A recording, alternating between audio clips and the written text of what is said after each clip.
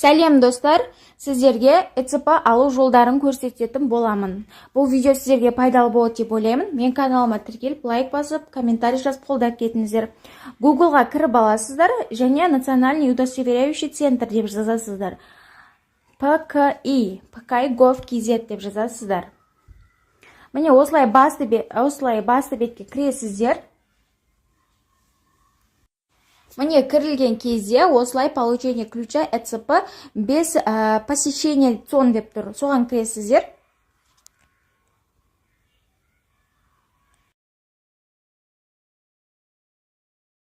Осы жерде физический лицаны таңдайсыздар.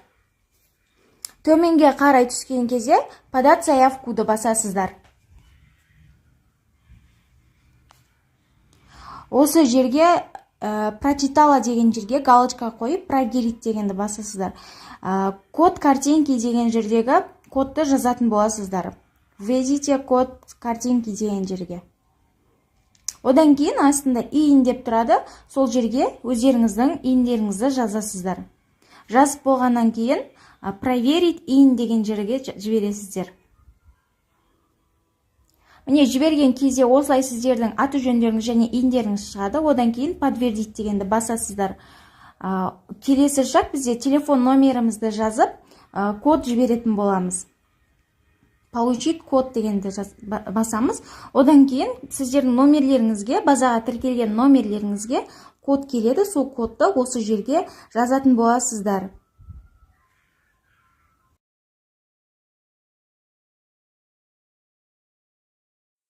Кодты жазып болғаннан кейін келесі шақта сіздер видео проверкадан өту керек боласыздар. Егерде сіздерде ноутбуктарыңызда камера қосылатын болса, сол жерге камераны қосып өздеріңізге ашсаңыздар болады. Егерде қашықтықта орналасқан кісіге ашатын болсаңыз, мына жерге мен сіздерге суретті қойып кетем. QR-ды сканерлен өткізіп, келесі адамға ссылка арқылы жіберіп, видеодан өткізе аласыздар. Сол арқылы осылай QR-дан өткізіп келесі шаққа өткізетін боласыздар. Міне осылай видеодан өткен кейін разрешить дегенді басасыздар.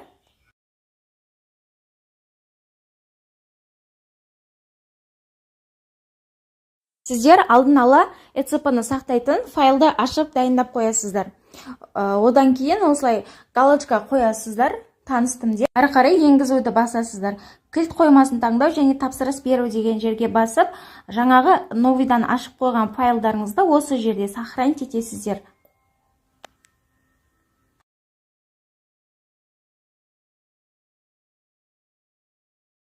Файлды папкаға сақтап болғаннан кейін келесі шаққа өткізеді сіздерді. Төртінші шақта бұл жерде сертификатты жүктеу.